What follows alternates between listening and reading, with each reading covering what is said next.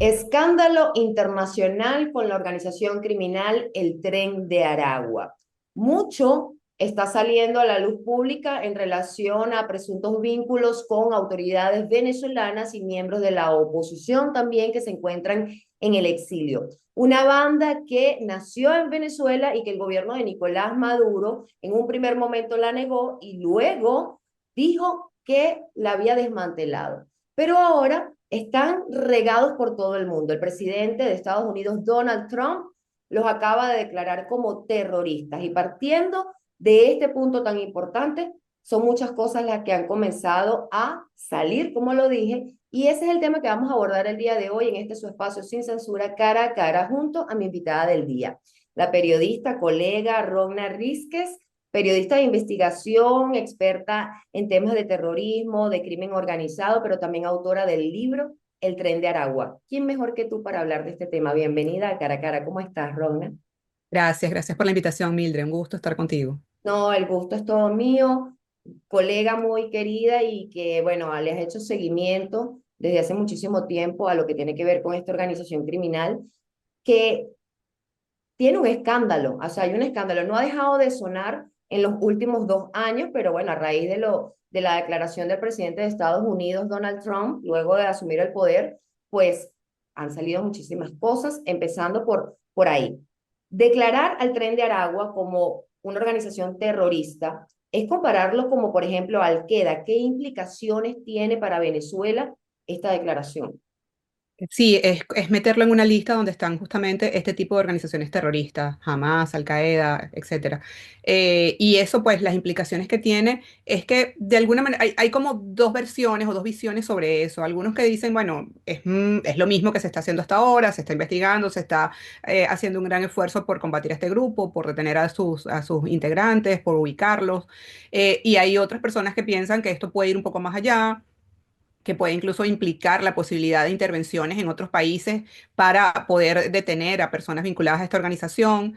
En el caso de Estados Unidos también, pues implica un enfoque y quizás destinar recursos más amplios a la búsqueda de esta organización. Sin embargo, ya tenemos conocimiento que desde hace al menos 2 o 3 años, digamos 2022, 2023, Estados Unidos creó un grupo especial para dedicarse a investigar a esta organización Tren de Aragua, y además de eso también han estado haciendo seguimiento e intercambiando información y trabajando en colaboración con funcionarios policiales de Chile, Colombia, Perú, para perseguir a los miembros del Tren de Aragua. Entonces ya hay como un trabajo hecho adelantado. Es esto que la decisión del presidente Trump es como ponerle quizás un nombre y ponerlo en una vitrina un poco más visible, pero ya es algo que venía andando.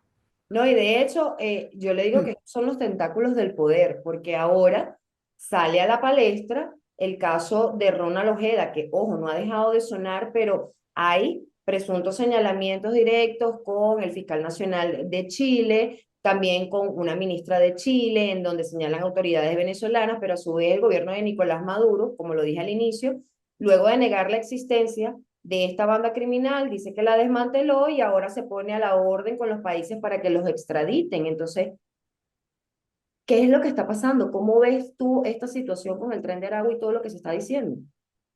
Bueno, yo lo que creo es que en realidad el caso Ojeda siempre fue o siempre ha sido desde el momento en que ocurrió o sea, era algo como va a ser algo emblemático, va a ser algo que va a marcar un antes y un después de mucho de lo que tiene que ver con, primero, obviamente, lo del el Tren de Aragua como organización criminal. Y ha marcado también la relación política y diplomática entre Chile y Venezuela, y ahora con estas nuevas revelaciones o hallazgos de las autoridades chilenas, pues también pudiera marcar un antes y un después acerca del vínculo del poder y el crimen organizado. Entonces creo que son elementos muy importantes. Creo que este caso va a ser clave y fundamental desde el momento en que ocurrió, ya lo era. O sea, el hecho de que se diera una situación similar a lo que pasó con Ojeda, es decir, una persona secuestrada en un país con un video, todo, o sea, públicamente casi, o sea, es como que era una cosa de intentar enviar un mensaje con una serie de elementos que apuntaban a unas direcciones muy puntuales, y que ese caso termine en lo que hasta ahora se está conociendo, pues realmente es muy, muy importante, es muy impactante en este momento, además, en un contexto político donde, justamente como hablabas antes, el presidente de Estados Unidos acaba de pedir que se incluya al Tren de Aragua como una organización criminal terrorista, y esto, si se consigue efectivamente algún vínculo con funcionarios del gobierno de Venezuela, pues va a ser bastante grave, porque sería que considerar también a estos funcionarios como parte de esta organización terrorista transnacional. En tus investigaciones, y obviamente por haber escrito el libro Tren de Aragua, le has hecho seguimiento al origen de esta banda que nació en Tocorón, en el estado de Aragua. ¿Qué se sabe? Y te lo pregunto porque, bueno, evidentemente nadie sabe del Niño Guerrero, el líder principal de esta organización. Mucho se especula sobre él, pero ¿qué crees más allá de lo que se especula que pueda pasar? ¿Estará vivo? ¿Estará afuera? ¿Tendrá otra identidad? ¿Qué es lo que está pasando? ¿Seguirá operando con el Tren de Aragua? No hay certeza de dónde se encuentra el niño guerrero en este momento. Lo que sí pareciera que hay algunos indicios es que hasta por lo menos hace unos meses él seguía vinculado a algunos de estos miembros de la organización que operaban fuera de Venezuela y que pues seguían reportando al Tren de Aragua y al niño guerrero como jefe principal. Esto lo digo a partir de investigaciones que han hecho policías o de informaciones que han conseguido policías tanto en Chile como en Estados Unidos y Colombia, donde han conseguido conexiones y comunicaciones que los seguían vinculando hasta hace unos meses con miembros de la organización en estos países. Facciones, ¿por qué se habla de facciones del Tren de Aragua? Recientemente se mencionaba el turco detenido en Estados Unidos, identificado como Rafael Gámez Salas, pero de la facción de los piratas del Tren de Aragua, por ejemplo, en Chile también detuvieron a otros, pero ¿por qué facciones? O sea, ¿por qué no ser una sola organización, sino hablar de facciones? Bueno, hay varias razones. Uno, el Tren de Aragua, aunque era el Tren de Aragua, cuando tú revisas su estructura y otros jefes conocidos de la organización, muchos eran jefes de otras bandas, un poco más pequeñas, de otros lugares del país, del estado Guárico, del estado Lara, por ejemplo, en el caso de Santa Anita, que es también conocida como la banda de Santa Anita en Lara. Santa Anita es una persona clave dentro de la estructura del Tren de Aragua, pero él a su vez tenía una banda que era la banda de Santa Anita. Entonces, este tipo de estructura donde ellos van como absorbiendo otras bandas, pero estas bandas a su vez siguen manteniendo cierta identidad, es una característica del Tren de Aragua.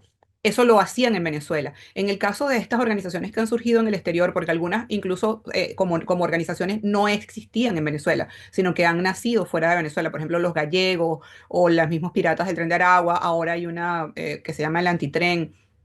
Estos grupos, la mayoría de ellos pudieran ser o derivaciones del Tren de Aragua o quizás grupos conexos que han hecho algún tipo de actividad de venezolanos, sí, que han estado vinculados quizás a las prisiones en Venezuela y que tienen conexiones con el Tren de Aragua y pues articulan ciertas actividades con el Tren de Aragua.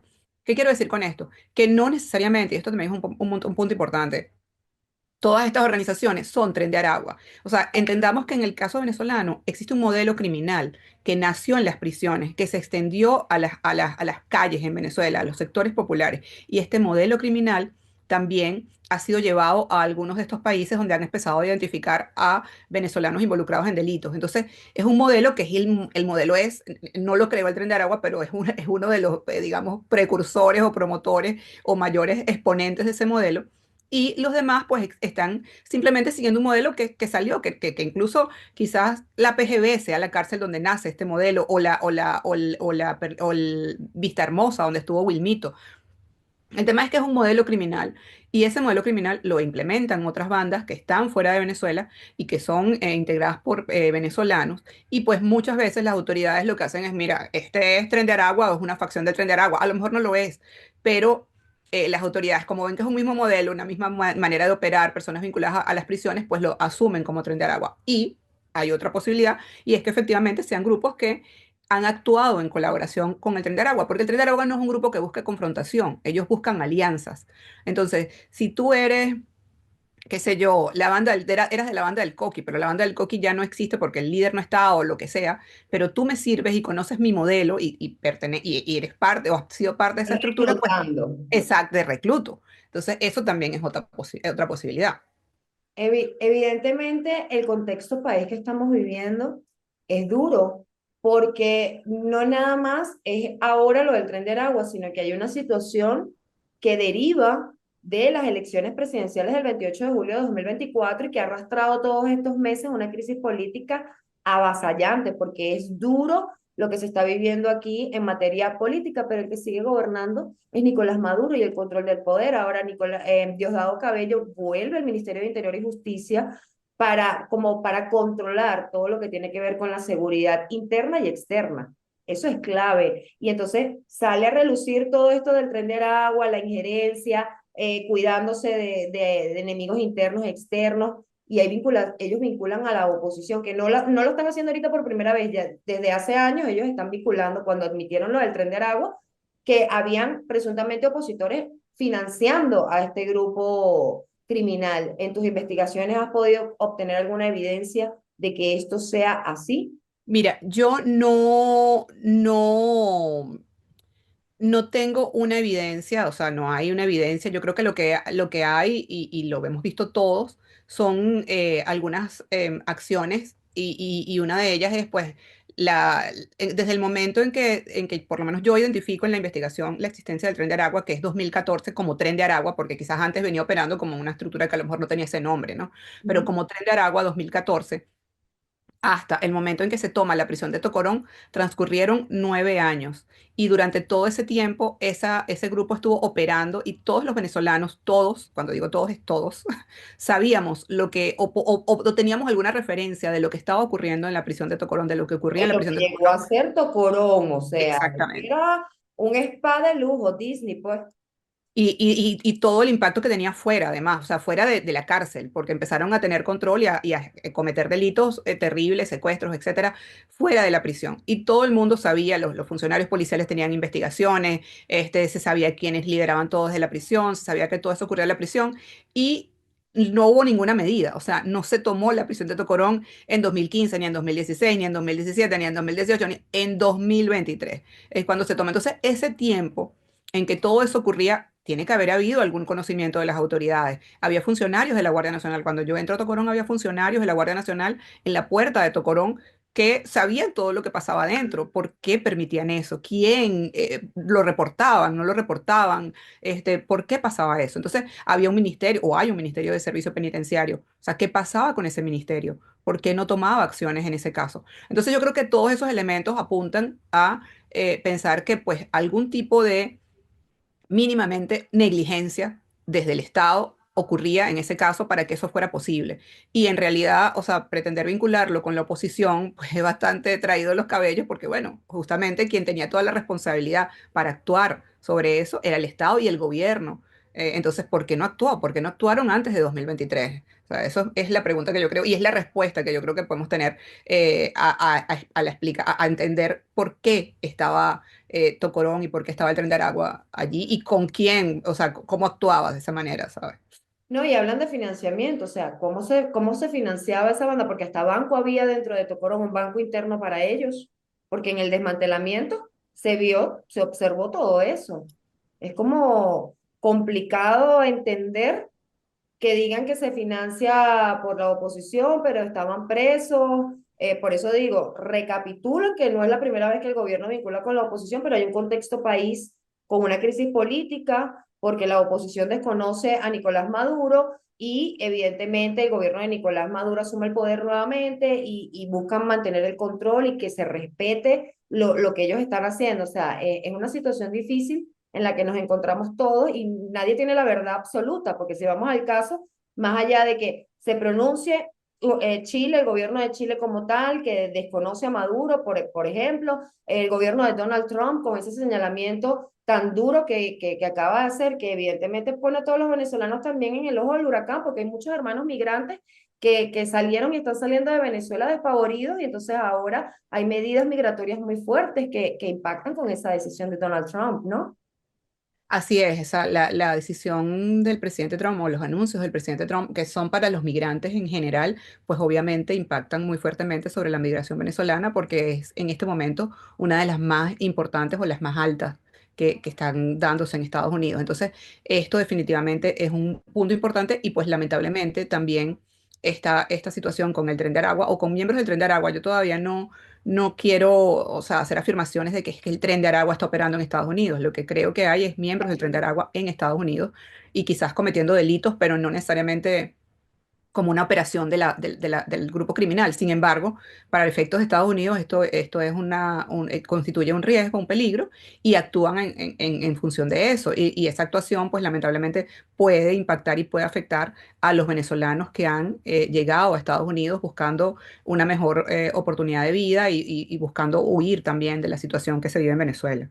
¿Qué crees que pueda pasar en los próximos días a raíz de todo esto que se ha dicho, todos estos pronunciamientos internacionales? Porque ya no es que se está hablando de que si Maduro se juramentó o no se juramentó, sino que el Tren de Aragua es una organización terrorista, detuvimos aquí, detuvimos allá, o sea, ya la juramentación, aunque los venezolanos, muchos no han pasado la página, muchos de la comunidad internacional no han pasado la página, pues ya se empieza como a opacar ese tema y ahora es el Tren de Aragua y las vinculaciones con todo el mundo. O sea, es un masaclote lo que hay aquí. La noticia política y el crimen organizado o el poder y el crimen organizado se juntan. Este, hay al parecer un vínculo allí, o sea, que en este caso pudiéramos pensar que pareciera que es mediático en el sentido de que, bueno, estamos hablando de estos dos temas en paralelo, pero también, ojo, hay un tema por detrás que tampoco, que no le hemos tocado acá y no valdría la pena tocarlo, pero que está pasando, que es lo que está pasando en el Catatumbo colombiano y que es en la frontera con Venezuela, donde también hay que mirar un poco más allá de la violencia que se está dando en Colombia y los desplazamientos hacia Venezuela. Pero eso tiene un trasfondo además, ¿no? Que involucra también a Venezuela. Entonces, apartando ese tema, estamos viendo cómo el crimen organizado está y el tema político son los temas que que están en el momento, o sea, mediáticamente más importantes, pero además estamos viendo cómo están conectados o cómo pudieran estar conectados. Y creo que eso es un elemento importante. O sea, yo creo que esos son, a mi modo de ver, este año o en este momento, los retos más importantes de la región. O sea, el vínculo del poder con el crimen organizado y la migración. O sea, son, creo que los retos. Y este poder, además, viéndolo, entendiendo el poder político, también como en algunos casos, como gobiernos autoritarios. O sea, estamos viendo cómo el autoritarismo, la migración y el crimen organizado son los temas de los que vamos a estar hablando en América Latina en los próximos meses. ¿Qué tan posible es que puedan extraditar a miembros del Tren de Aragua desde Estados Unidos, desde Chile, desde cualquier país de Latinoamérica, entendiendo que el fiscal general Tarek William Saab lo exigió recientemente, recordó que habían alertas de Interpol para todos estos delincuentes, pero qué tan viable es, qué posibilidad hay de que estos países verdaderamente los extraditen o los dejen allá? Bueno, yo creo que hay que verlo. Primero, efectivamente, si Venezuela tiene unos requerimientos, Venezuela tiene la prioridad. Es decir, en el caso, por ejemplo, del niño Guerrero, si lo detienen en otro país, Venezuela tiene una solicitud de alerta roja y deberían enviarlo a Venezuela. En ese caso, pues es muy claro. Eh, no sé si haya algún tipo de regulación en otro país, o sea, por ejemplo, Va pongamos a que lo detengan depender, en ¿no? Estados Unidos. Exacto, no sé si ellos tengan algún otro tipo de regulación que diga, no, pero es que primero lo procesamos aquí, lo juzgamos acá, le hacemos nuestra, y luego lo mandamos para allá porque cometieron delitos aquí. No sé si o sea, qué tipo de regulación exista, qué tipo de ley exista en otros países, pero lo formal en este caso, o lo que dice, lo que tiene que ver con estos acuerdos de Interpol es eso, o sea, que el país que solicita primero, y porque además la persona cometió delitos y hay evidencia y no sé qué, pues tiene derecho a recibir a la persona, o sea, o a que la persona se envíe a ese país. Y en el caso incluso de Venezuela, en este caso, por ejemplo, incluso está el hecho de que él ni siquiera podría ser em, interrogado o procesado de alguna manera por el país que lo detenga, sino que simplemente es como una retención. Capturamos a esta persona, se la tenemos que mandar de inmediato a Venezuela. Pero en el caso de esta persona, alias el turco, y de estas otras personas, por ejemplo, hay una persona también involucrada en el caso Ojeda, que fue detenida, si no me equivoco, en Costa Rica. Estas personas pueden ser enviadas a Chile. Yo no sé incluso si ya esta persona detenida en Costa Rica fue enviada a Chile, porque no había una alerta roja por estas personas, no había un requerimiento de Venezuela, el requerimiento primero lo hizo Chile. Entonces, si el requerimiento primero lo hace Chile, pueden ser enviados a Chile. Entonces, yo creo que en el caso, por ejemplo, del turco, pudiera ser así, que el requerimiento no haya estado desde Venezuela, sino desde Chile, y Chile tiene la opción de pedirlo porque, bueno, además cometió un delito en su territorio. Y si los extraditan finalmente o extraditan algunos de ellos, ¿cuál sería el impacto para nuestro país tener esos delincuentes de vuelta? Si los envían a Venezuela, bueno, mira, en realidad no, o sea, sería interesante ver cómo se va a aplicar justicia en esos casos.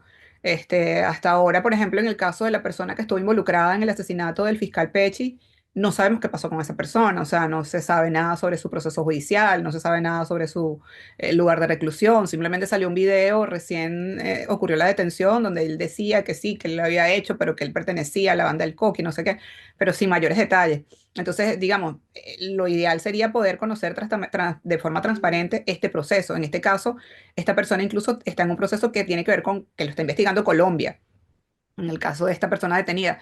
Y hasta donde tengo entendido, Colombia no ha recibido ninguna información ni nada de lo que pudiera ser importante de entrevistar a este hombre que fue el asesino o uno de los asesinos del fiscal Pecci. Entonces creo que es bastante complicado porque hasta ahora no entiendo que muchos países sienten que no han recibido la colaboración que necesitan en estos procesos de investigación, y pues habría que ver cómo sería el manejo en Venezuela de estos casos. Rogna, muchísimas gracias por compartir con Impacto Venezuela tus impresiones sobre este contexto actual de nuestro país. Sé que le estás haciendo seguimiento, pero debemos esperar responsablemente a lo que arrojan las investigaciones de los otros países, porque más allá de eso, lo que hay son señalamientos de testigos, son investigaciones que están en curso y evidentemente nosotros como periodistas debemos esperar a los resultados finales y las acciones que puedan ejecutar cada uno de sus países según las leyes. Lo que sí es que hay un escándalo con el Tren de Aragua, con el gobierno, con la oposición, con lo que tiene que ver con el crimen organizado y eso es bastante delicado. Gracias por acompañarme. Gracias a ustedes. Un abrazo. A toda mi Bye. audiencia también, gracias por acompañarme cada domingo en este su espacio sin censura. Para más visiten www.impactovenezuela.com y nuestras redes sociales @impactovE. Soy Mildred Manrique, nos vemos el próximo domingo.